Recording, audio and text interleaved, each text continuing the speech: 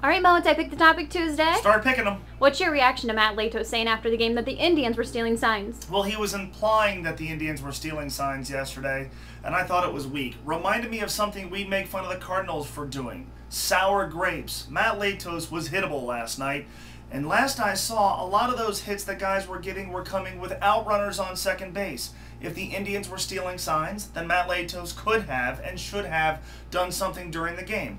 I don't know if they were doing it or not, but at the end of the day, you have to make quality pitches, and Matt Latos didn't make enough of them last night. Get hitters out. Don't allow them to second base and put them in a position where they can steal signs, and if they are stealing them, do something about it. Either throw at a guy or make an adjustment with your catcher. Neither of those things were done at last night, but don't wait until after the game to start complaining.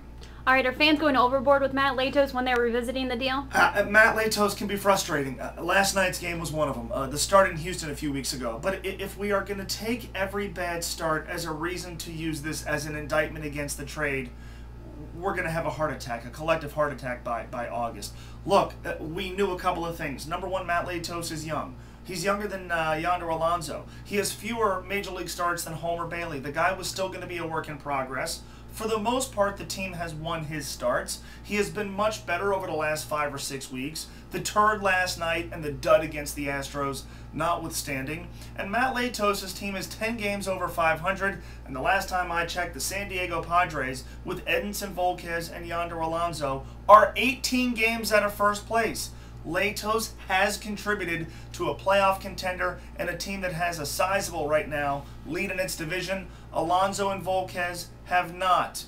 We are going to wait years before we can accurately assess this deal. It's not going to happen every 5 days. It's not going to happen on days where Latos is good. It's not going to happen on days where Latos is bad. But on the days that he is bad, we are losing our minds over this guy.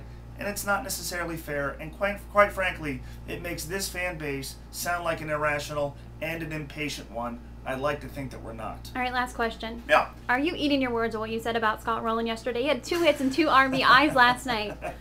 I'm happy for Scott. Look, if Scott's going to play, I want him to be productive. This isn't about being right or wrong, but for me, this was about looking at a side-by-side comparison. Scott Rowland, Todd Frazier, Scott Rowland, some other guys, and determining who's better right now. And it's about going with what's not broken right now. And right now, at least before yesterday, using Todd Frazier at third base and using Chris Heisey in left field has not been broken. That said, if Scott Rowland plays, there's nothing I want to be more than wrong. But the fact of the matter is the recent track record hasn't been very good.